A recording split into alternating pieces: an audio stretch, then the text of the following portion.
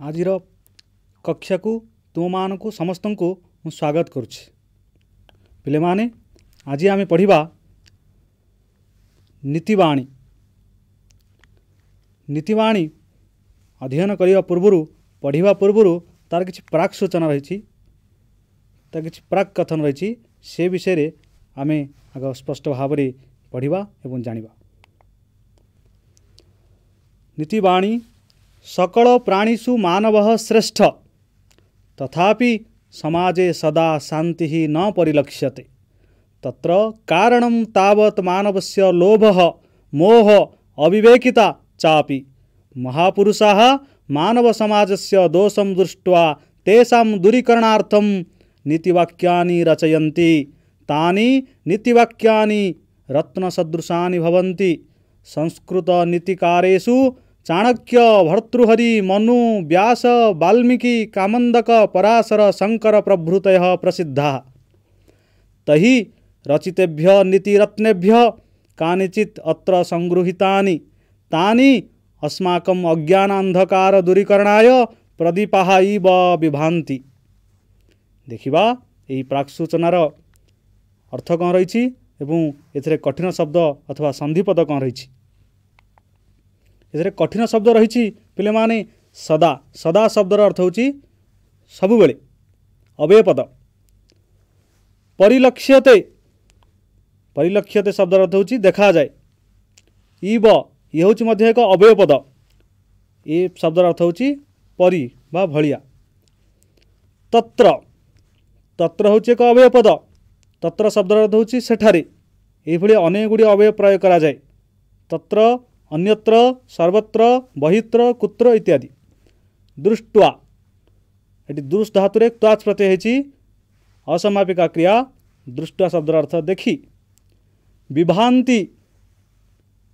विभान्ति शब्दर अर्थ होची शोभा पाती। एटी शोभा पाइबा अर्थ रे।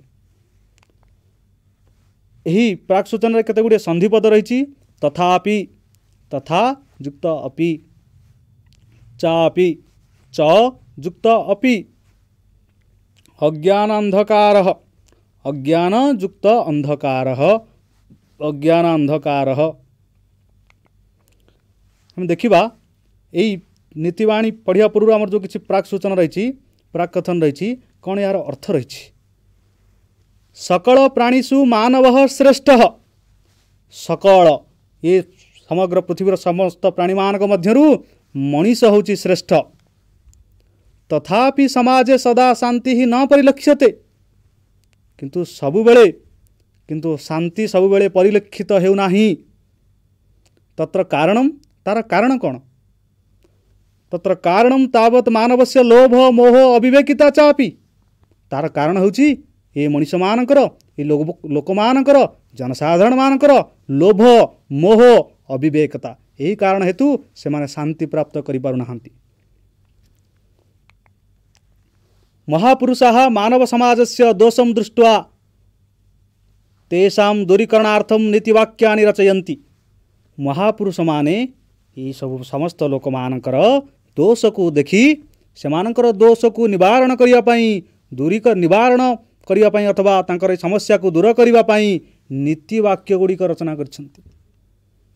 तानि नीतिवाक्यानि रत्न सदृशानि। सही नीतिवाक्य गुड़िक होछन्ति कौन ना रत्न सदृश। रत्न ठारू मध्य मूल्यवान ये जो नीतिवाक्य गुड़िक। संस्कृत नीतिकारेषु चाणक्य, भर्तृहरि, मनु, व्यास, वाल्मीकि, कामंदक, पराशर, शंकर प्रभृतयः प्रसिद्धा। संस्कृत नीतिकारेषु एमाने नीति ग्रंथ अथवा नीतिशास्त्र लिखिबारे एमान होछन्ति प्रमुख व्यक्ति माने। व्यास, पराशर, चाणक्य, शंकर इत्यादि। ते तहि रचितेभ्यः नीतिरत्नेभ्यः कानिचित् अत्र संगृहीतानि। कानिचित् अत्र संगृहीतानि। सेमाने जो रचना करछन्ति नीति ग्रंथ नीतिशास्त्र, सेही ग्रंथ मानक मध्यरु किछि नीतिवाक्य नीतिवाणी एठारे संगृहीत होइछि। से विषय रे आमे पढ़िबा, से विषय रे आमे आलोचना करिबा, से विषय रे आमे चर्चा करिबा, से विषय रे आमे वर्णना करिबा।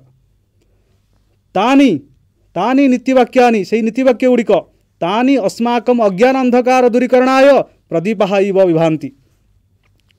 से नीतिवाक्य गुड़िक आम मानकर अज्ञान अंधकार अज्ञान रूपक अंधकार को दूर करने पाई प्रदीप इव विभान्ति, प्रदीप सदृश शोभा पाती। वर्तमान आम देखा आज आम कौन नीतिवाक्य पढ़ा और आलोचना करवा। आज आम चारोटी नीतिबाणी पढ़ा, आपको आम स्पष्ट भाव में पढ़ा एवं उच्चारण करवा। जलबिंदु निपातेन क्रमशः पूर्यते घटः सक्रमः सर्वविद्यानां धनस्य च धर्मस्य च उपदेशो हि मूर्खाणां प्रकोपाय न शान्तये पह्यपानं भुजंगानां केवलं विषवर्धनं नारिकेल समाकारा दृश्यन्ते अपि हि सज्जनः अन्ये बदरिकाकारा बहिरेव मनोहराः बिना कार्येण ये मूढ़ा गच्छन्ति परमन्दिरम् अवश्यं लघुतां यान्ति कृष्णपक्षे यथा शशिः। देखिबा में प्रथम नीतिवाणीर प्रथम श्लोक जलबिंदु निपातेन क्रमशः पूर्ज्यते घटः सक्रमः सर्वविद्यानां धनस्य च धर्मस्य च। यही प्रथम श्लोक यार अन्य कौन रही देखा यार गद्य रूप जलबिंदु निपातेन क्रमशः घट पूर्ज्यते सर्वविद्यानां धनस्य धर्मस्य च सक्रमः। ये नीतिवाणी ये अन्य गद्य रूप। देखिबा ये नीतिवाणी कठिन शब्द कौन रही जलबिंदु निपातेन जल बिंदु बिंदु होई पड़िबा द्वारा क्रमशः क्रमशः शब्द अर्थ होची क्रमरे क्रमे क्रमे धीरे धीरे पूर्ज्यते पूर्ज्यते शब्द अर्थ होची पूर्ण हेबा अर्थ रे घटः घट शब्द अर्थ होची माठिया। देखिबा नीतिवाणी अर्थ कौन रही जलबिंदु निपातेन क्रमशः पूर्ज्यते घटः सक्रमः सर्वविद्यानां धनस्य च धर्मस्य च।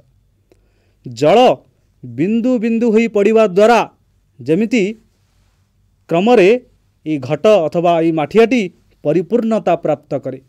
बिंदु बिंदु होई जल पड़िबा द्वारा जमिति माठियाटा परिपूर्णता संपूर्ण भाव में परिपूर्ण हुए सेही भली क्रमरे जदि आमे समस्त विद्या सबु विद्या को से भली क्रम धीरे धीरे धीरे धीरे आम आहरण करवा आम विद्या क्षेत्र में मध्य परिपूर्णता प्राप्ति करवा।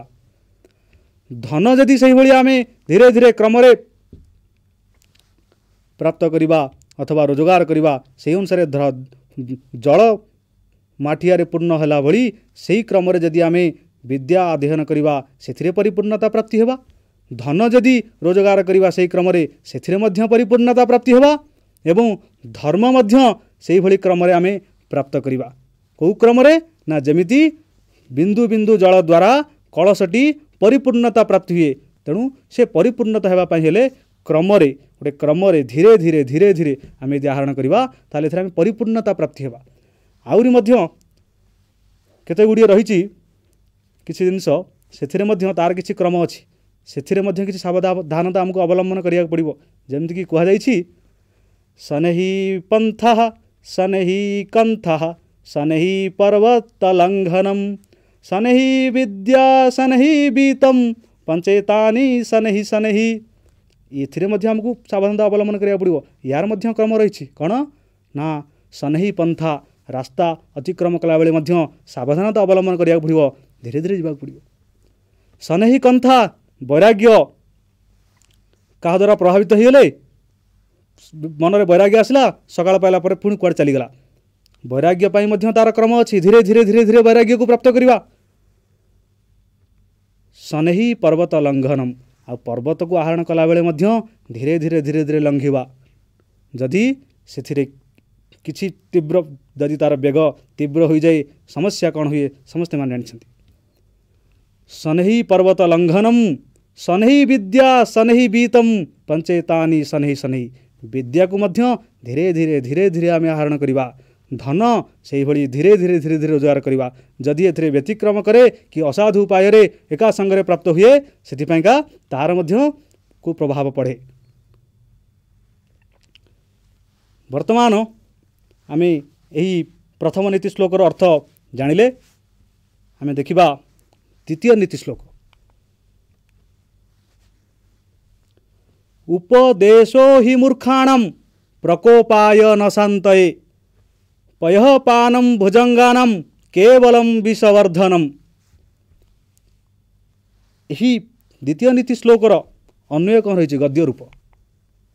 मूर्खाणाम उपदेशः प्रकोपाय न हि शान्तये। मूर्ख मान को उपदेश प्रकोपाय क्रोध अर्थरे ये हूँ नीति श्लोकर अन्वय गद्य रूप। भुजंगानां पयपान केवलम विषवर्धनम। यही नीति श्लोकर कठिन शब्द कौन रही आम देखा। प्रकोपाय कूप धातु प्र उपसर्ग। कूप शब्द धातुर अर्थ होची कोप करिबा, क्रोधान्वित हेबा, रागिबा। प्र उपसर्ग प्रयोग रे सेटा को से आहुरी उत्कृष्ट कराए प्रकृष्ट भाव रे क्रोध प्रकोपाय क्रोध निमंते। भुजगानाम भुजगानाम अथवा भुजंगानाम अथवा सर्पमानंकर सर्पमाने सर्पमानक। विषवर्धनम विषवृद्धि अर्थरे कह शांतये शांति निमंते शांति पाई। पयः पयः शब्द अर्थ होची दुग्धम। देखिबा एथिरे संधि विच्छेद गोटे पद रही उपदेशो ही विच्छेद कले उपदेशः युक्त ही।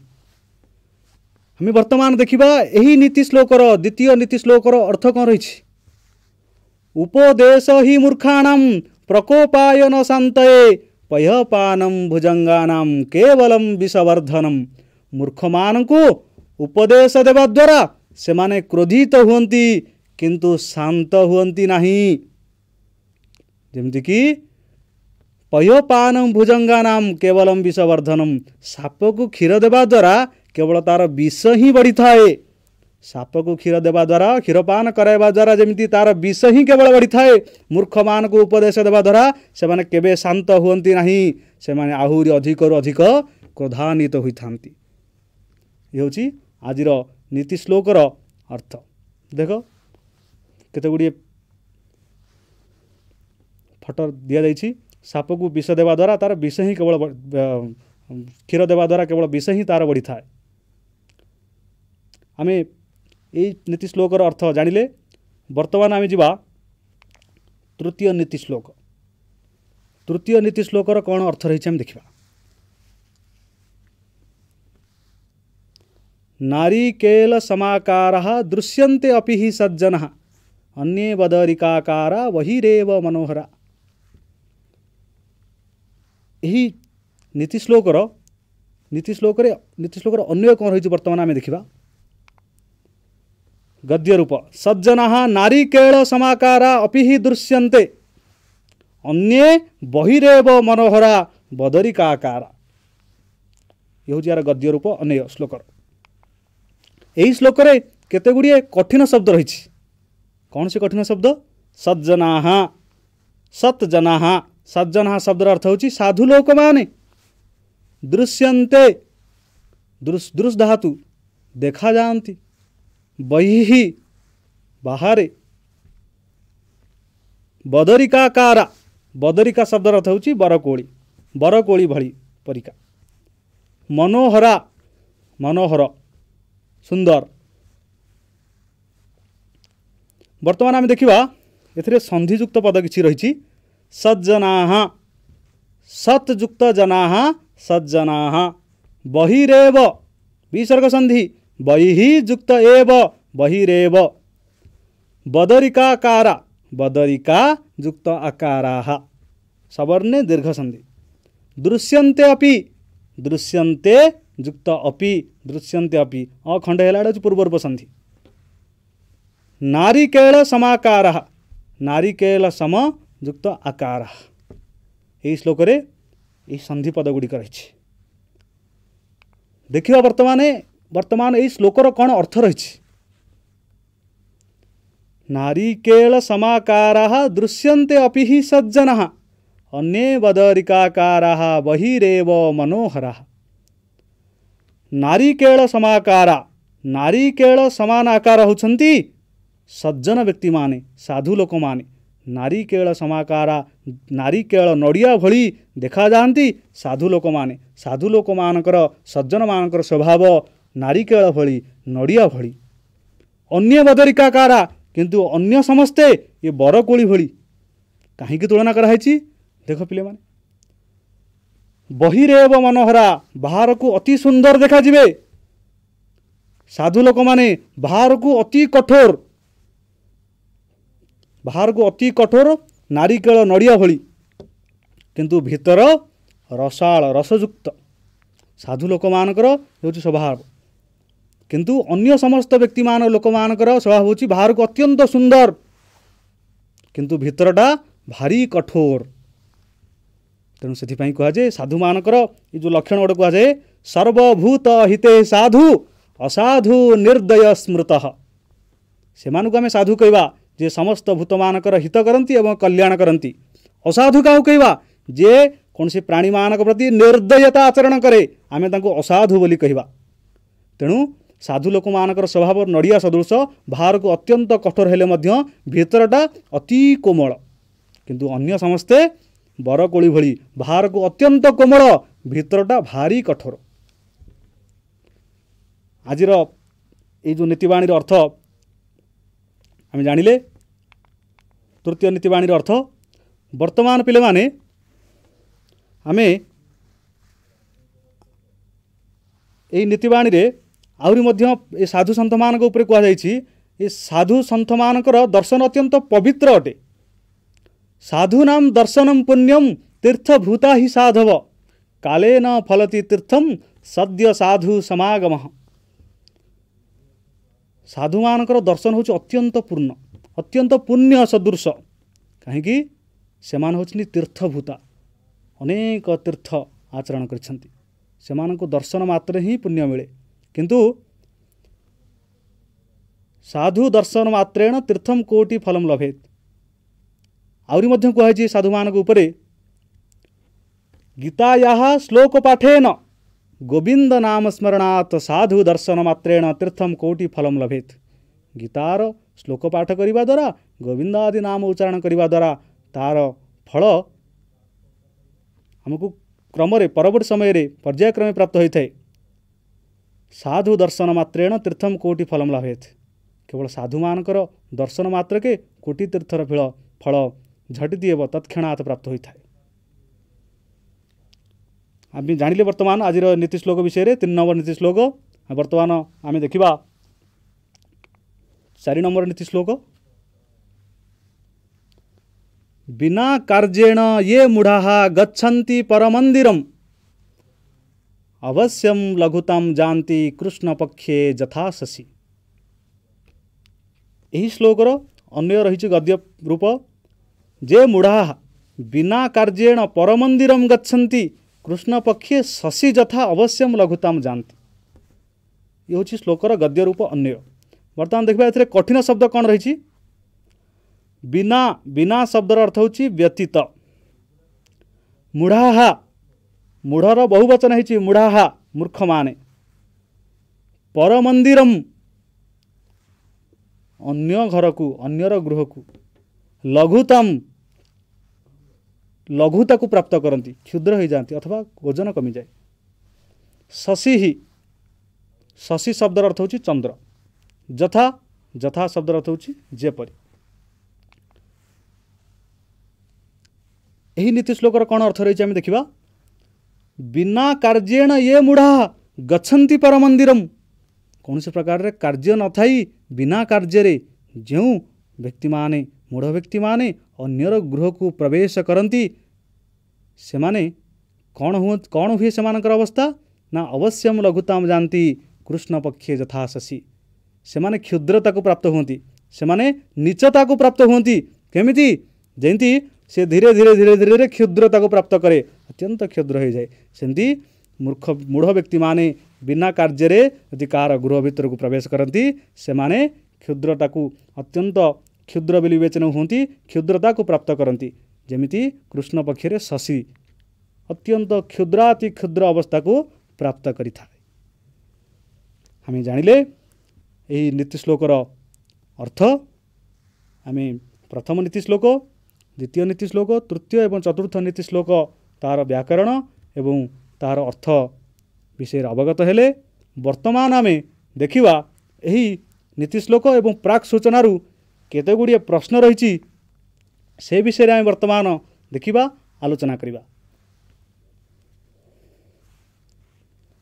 प्रश्नावली प्रथम प्रश्न सकल प्राणीषु कः श्रेष्ठ सकल प्राणीषु कः श्रेष्ठ ये विश्व ब्रह्मांड जते प्राणी अछंती सब प्राणी मानक मध्यरु श्रेष्ठ के मानव मनीष होची श्रेष्ठ प्राणी।